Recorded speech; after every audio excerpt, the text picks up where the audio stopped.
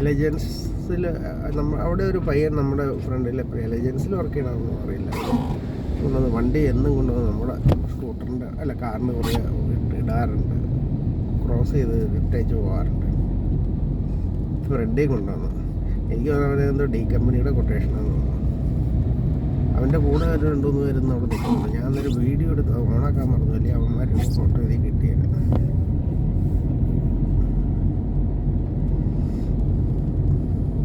ഞാൻ ഓണാന്ന് വിചാരിച്ചു, വീഡിയോ ഓണല്ല.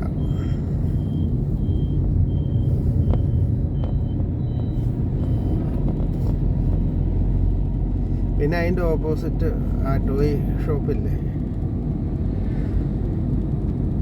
ആ മൊബൈൽ ഫോൺ കടയുടെ തൊട്ടിപ്പുറമുള്ള ഒരു ടോയ് കട, ടോയ് ഷോപ്പും അവിടെ ഉണ്ടെന്ന് തോന്നുന്നു. ഈ കമ്പനിയുടെ ഒരു കൊട്ടേഷൻകാരൻ സ്ഥിരം വന്നിരിക്കണതാണ്. ഓറഞ്ച് എന്ന് പറഞ്ഞ കടയിൽ. ഇത് പ്രൈവറ്റ് ബസ്സുകാരും അതെ, മിക്കവാറും പഞ്ചയിലുള്ള മിക്കവാറും പ്രൈവറ്റ് വണ്ടിക്കാർ മൊത്തം ഇവന്മാർ മറ്റേ മേടിച്ചേക്കാന്ന് തോന്നുന്നു.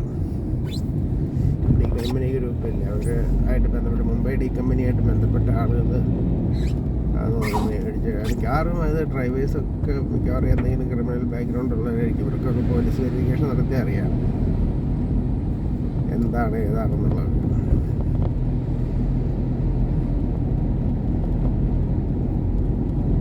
കാരണം പബ്ലിക് ട്രാൻസ്പോർട്ട് ഓടിക്കുന്നവർക്ക് പോലീസ് വെരിഫിക്കേഷൻ കമ്പൽസറി. മിക്ക സ്റ്റേറ്റുകളിലും ഉണ്ട്, രാജ്യങ്ങളിലും ഉണ്ട് പോലീസ് വെരിഫിക്കേഷൻ കമ്പൽസറിയാണ്. കാരണം for the safety of the പബ്ലിക്കിൻ്റെ സേഫ്റ്റിക്ക് ഇമ്പോർട്ടൻസ് ഉണ്ടല്ലോ. അതുകൊണ്ട് പബ്ലിക് ട്രാൻസ്പോർട്ട് റോഡിൽ വർക്ക് ചെയ്യണ എല്ലാവർക്കും പോലീസ് വെരിഫിക്കേഷൻ, ക്രിമിനൽ ബാക്ക്ഗ്രൗണ്ട് ഇല്ല എന്നുള്ള